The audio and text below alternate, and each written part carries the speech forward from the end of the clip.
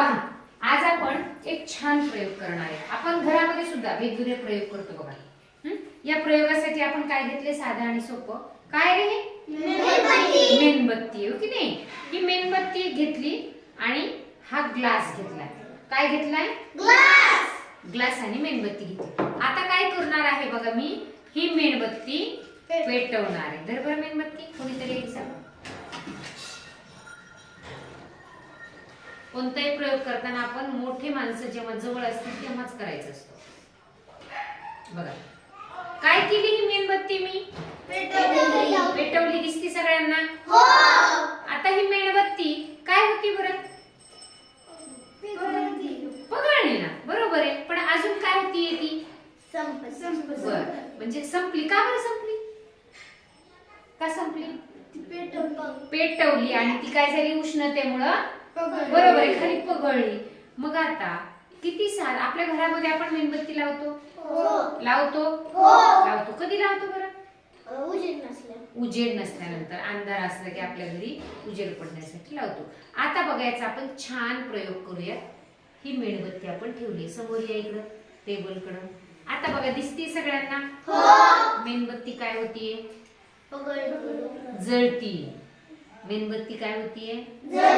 जळती. दिसती आपल्याला जळताना. म्हणजे ती विजतीये का? नाही विजत. आता बघा, आता मात्र मी हा ग्लास त्या मेणबत्तीवर ठेवणार आहे. पगळती हे दिसलंय, पण मेणबत्ती जळती का विजतीये? जळती.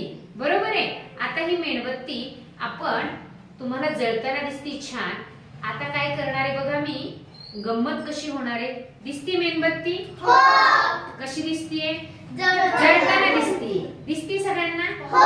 नीती दिसतीये? आणि हा काय घेतलेला आहे आपण प्रयोगासाठी?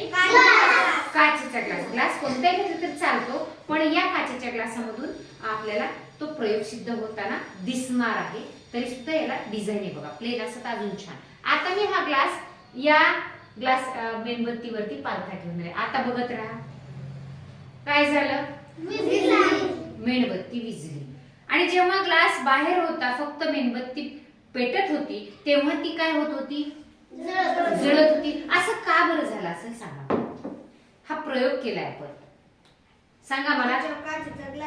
बरोबर आहे, त्याच्यावर काचेचा ग्लास पालथा घातला म्हणून मेणबत्ती विझली.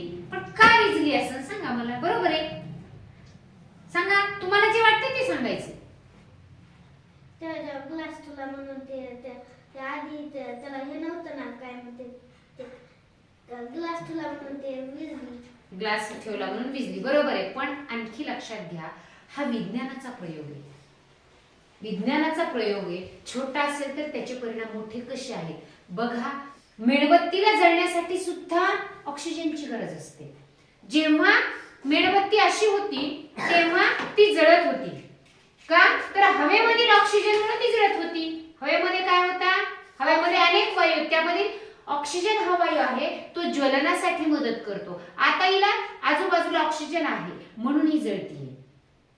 पण जेव्हा हा ग्लास याच्यावरती आपण ठेवला, तेव्हा ग्लासामध्ये जेवढा ऑक्सिजन आहे तोपर्यंतच मेणबत्ती जळत राहील बघा.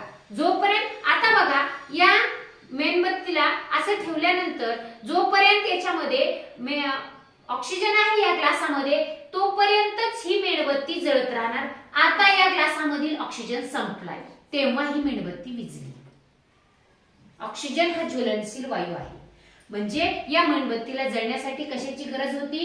ऑक्सिजनची. आणि हा ग्लासामध्ये ऑक्सिजन संपला की मेणबत्ती विझली. म्हणजे ऑक्सिजनसाठी. आणि म्हणून या ठिकाणी ऑक्सिजन ग्लासातला संपला, मेणबत्ती विझली. ऑक्सिजन हा ज्वलनशील वायू आहे, जळण्यासाठी मदत करतो. आणि म्हणूनच ती मेणबत्ती आता विझते का बघा?